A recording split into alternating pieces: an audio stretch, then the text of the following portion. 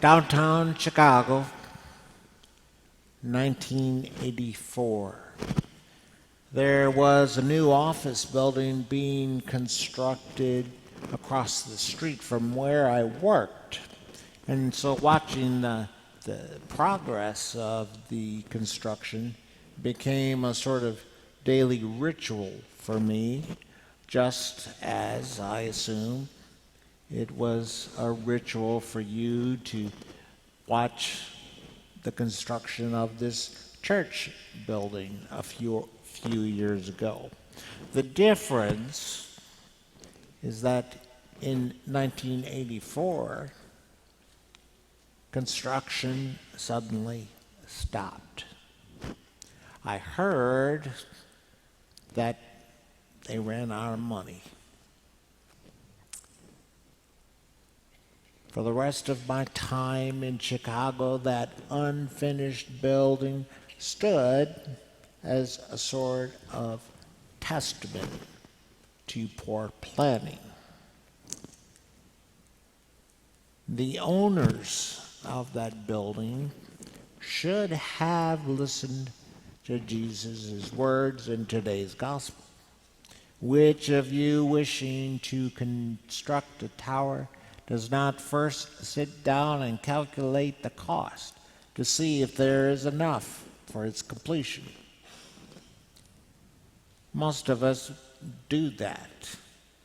We make sure that we have enough money or enough materials or enough time to finish the job, whatever that job may be. Of course, today, Jesus really isn't offering construction advice. He's offering spiritual advice. And the lesson is this: disciples must consider the cost of following him.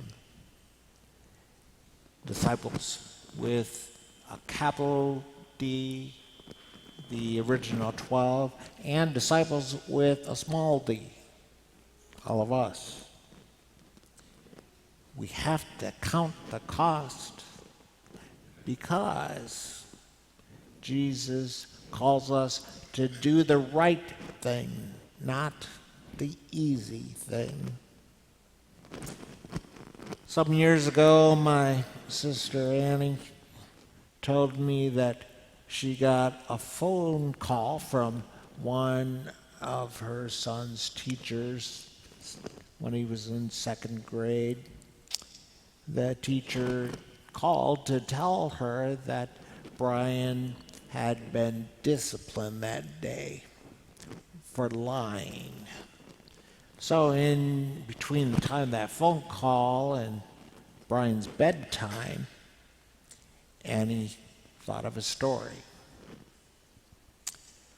You know what happens to little boys who lie, don't you? She said to Brian. A big green monster with fiery eyes and two horns on top of his head comes and takes them away to a dark cave. And they only get out to go home and visit mom and dad just once in a while. Annie was feeling pretty proud of herself. Now, she said to my nephew, you won't be telling any more lies, will you? No, Mom, Brian said. You tell much better ones. Jesus calls us disciples to do the right thing, not the easy thing. And of course, telling the truth is the right thing. But we all know that there is an ongoing temptation to lie. As kids grow up, become adults, the temptations only multiply temptations to lie, to cheat, to judge, to discriminate, to break promises, to break laws,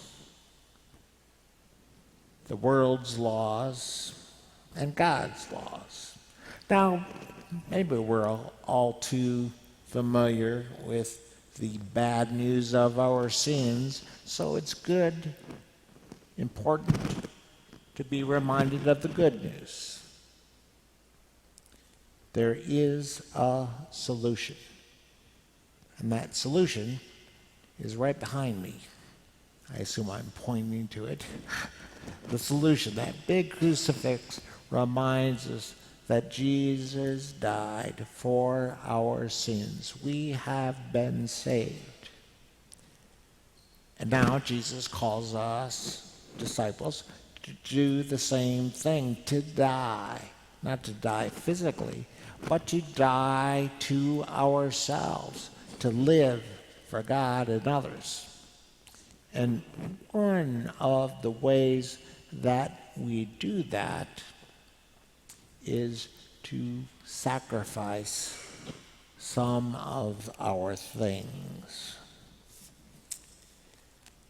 The key to giving up things is to distinguish between the things that we want and the things that we need. For example, last fall when I moved from Oregon to Perrysburg, I knew that I would be living and working in smaller spaces, so I had to purge, got rid of and gave away clothes and books and furniture. And in the end, it was a good spiritual cleansing as well as a physical one. We don't just give stuff away because we have to, like the situation for me. We cleanse ourselves of things because we choose to. Why would we choose it? A few reasons. It makes us more like Jesus, who lived simply. It makes it easier for us to follow Jesus when the path is less cluttered with things.